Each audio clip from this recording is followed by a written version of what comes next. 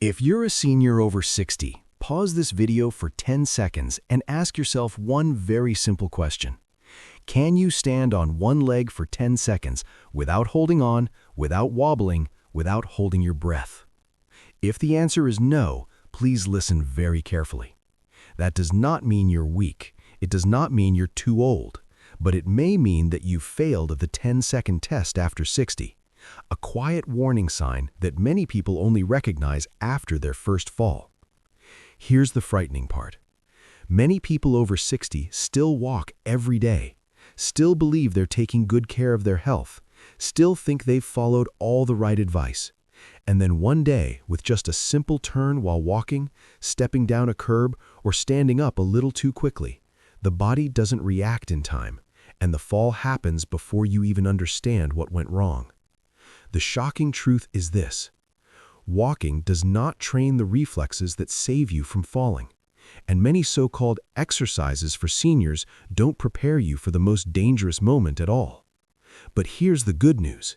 You don't need to train more. You don't need a gym. You don't need to become younger. There are only 3 exercises designed specifically for exercises after 60. Doctor approved, focused on exactly what your body is gradually losing, the ability to protect itself.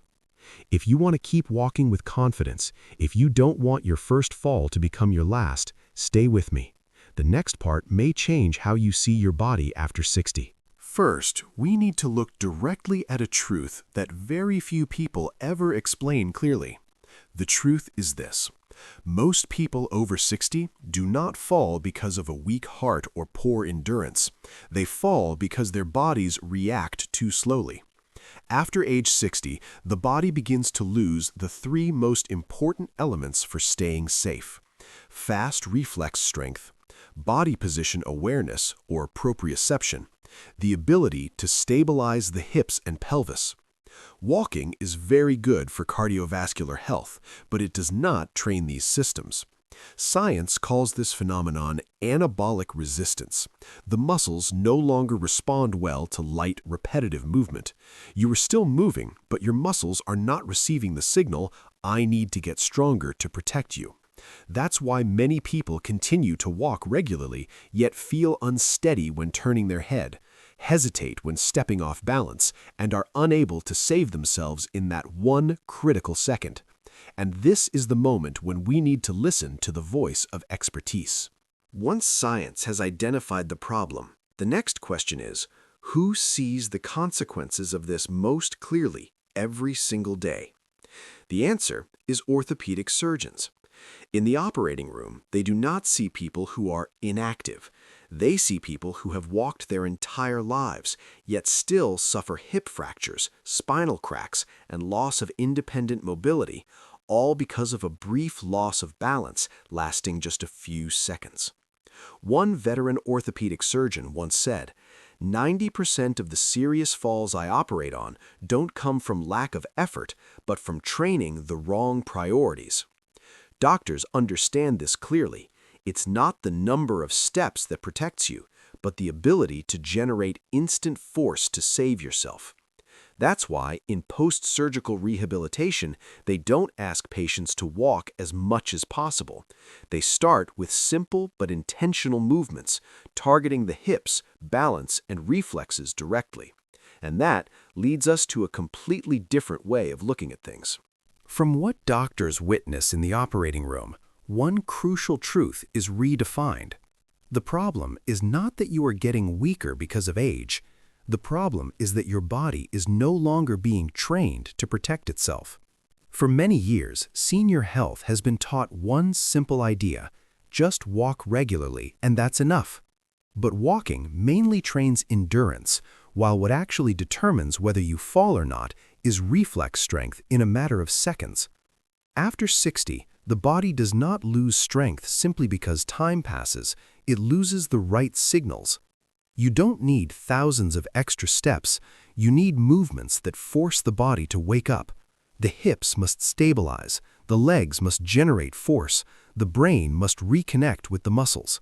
When you understand this, you'll see that failing the 10-second test is not a sentence, it is an early warning, and also an opportunity to change in the right direction. When you understand that the problem isn't age itself, but the signals your body is receiving, the solution becomes clearer than ever. Below are 3 core exercises, doctor-approved, used by orthopedic surgeons and physical therapists to rebuild the body's ability to protect itself after 60. No gym required, no complex equipment, just 5 minutes a day done the right way. Exercise 1. Pelvic lift or glute bridge. Rebuilding the foundation of balance. Think of the hips as the central hinge of the body. If this hinge is weak, everything above and below it becomes unstable. The pelvic lift activates the gluteus maximus, deep core muscles, and pelvic stabilizers, the muscle groups responsible for keeping you upright when you misstep, turn, or change direction suddenly. How to do it. Lie on your back on the floor or a mat, knees bent, feet flat. Inhale gently. As you exhale, lightly engage your core. Press your heels into the floor and slowly lift your hips. Hold at the top for 3 to 5 seconds, feeling the glutes contract. Lower down very slowly. 8 to 12 repetitions. If you cannot lie on the floor, sit on the edge of a chair and squeeze your glutes firmly for 5 seconds, then release. The benefit still comes. The key is muscle activation, not perfect positioning. Exercise 2. Standing hip abduction. The key to fall prevention. Many seniors don't fall while stepping forward, but while shifting sideways or turning. The cause is often weakness in the gluteus medius, the muscle that prevents the hip from collapsing to one side. Safe way to perform. Stand next to a chair or wall, lightly touching it for balance. Shift your weight onto one leg. Slowly lift the other leg out to the side. No swinging. Hold 2 to 3 seconds, then lower slowly. 10 to 12 repetitions per side. Important note, you don't need to lift high. A few centimeters done correctly is far more effective than lifting high with poor control. When this exercise becomes easy, gradually reduce your hand support. That's a clear sign your balance is returning. Exercise 3. Chair sit to stand. The exercise of independence. If only one exercise could be chosen after 60, this would be it. The sit-to-stand movement mimics actions you perform dozens of times every day, getting up from a chair, a car, a bed, or the toilet. Proper technique. Sit on the front third of the chair. Place both feet firmly on the floor, shoulder-width apart. Lean slightly forward until your nose aligns over your toes. Press through your heels and stand up fully. Squeeze your glutes at the top. Sit back down very slowly with control. 8 to 12 repetitions. If it's difficult, you may lightly use your hands for assistance, but gradually reduce support over time. The slow lowering phase is where the most strength is built. How to combine them. Pelvic lift wakes up the foundation. Hip abduction locks in balance. Sit to stand transfers strength into real life. Just 3 exercises, but they send a powerful message to your body. I still need stability. I still need strength, and I am not ready to fall. That is why these exercises are far more effective than walking alone when it comes to safety, balance, and independence after 60. You've seen that with just 3 simple movements, the body can gradually regain stability. What you need next isn't more effort, it's the sense of safety that allows you to keep going. If you're asking yourself, are these exercises safe for me? The answer is, that is exactly why they were designed this way.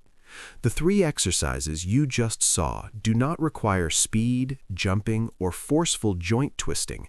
They are based on slow, controlled movements, aligned with how orthopedic doctors and physical therapists help seniors recover after injury. You always have the option to hold a chair or wall for support, reduce the number of repetitions, rest whenever you need.